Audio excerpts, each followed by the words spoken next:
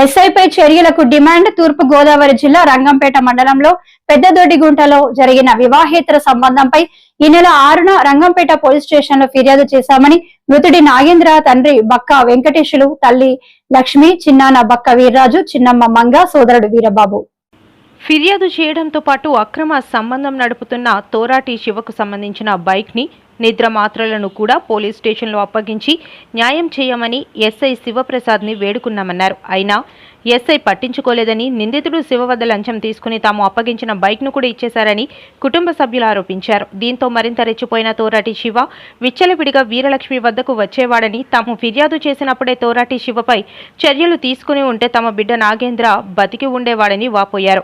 సంఘటనా స్థలం వద్దకు వచ్చిన సిఐ సుమంత్, డిఎస్పీ విద్య వద్ద కుటుంబ సభ్యులు ఆవేదన వ్యక్తం చేసి ఎస్ఐ శివప్రసాద్పై చర్యలు తీసుకోవాలని డిమాండ్ చేశారు. తగిన చర్యలు తీసుకుంటామని గ్రామ నాయకులు, గ్రామ ప్రజలు, గ్రామ పెద్దల సమక్షంలో వారికి సిఐ, డిఎస్పీ హామీ ఇచ్చారు.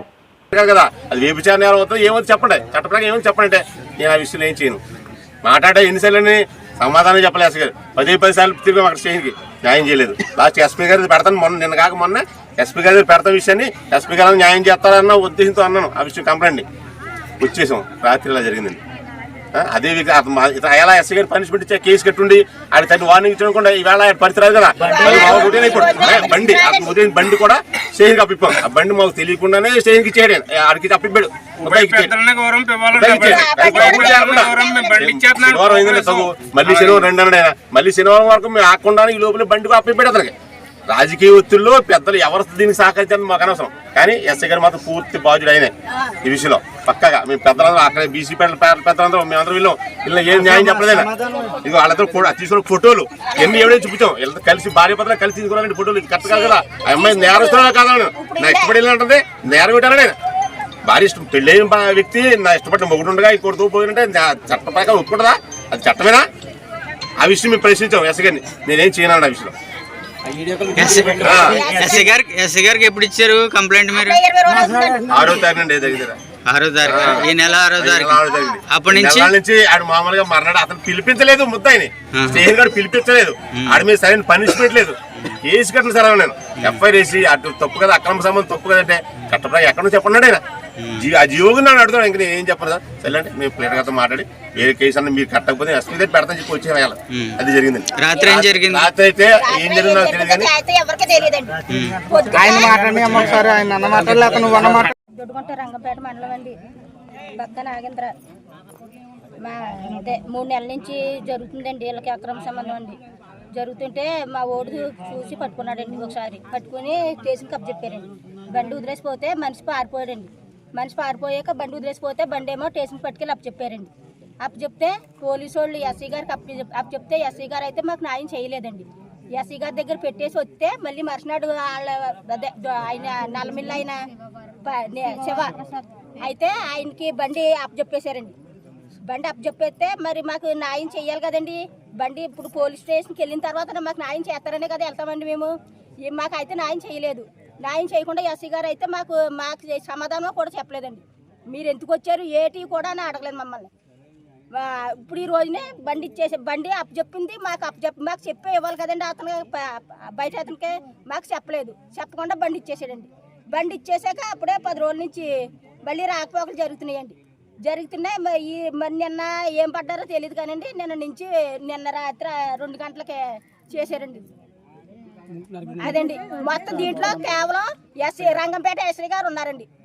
రంగంపేట ఎస్ఐ గారు దంగేటి సత్తులండి,